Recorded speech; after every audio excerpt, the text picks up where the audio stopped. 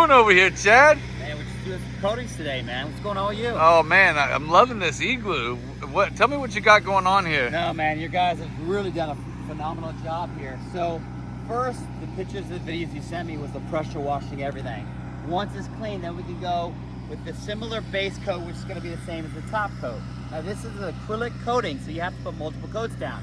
Now, white is white is white is white. And what I mean by that is the first coat's going to be white. It's going to be even thicker and more durable as we put the second coat on. Now, we're using our 211 HT, which is high tensile strength, what's needed on this product right here. I think you guys are doing great. As you see here, I mean, everything taped off here. You see the difference between this white and this faded white right here. Now, this most likely is going to stay completely white in the next 3 years, for sure.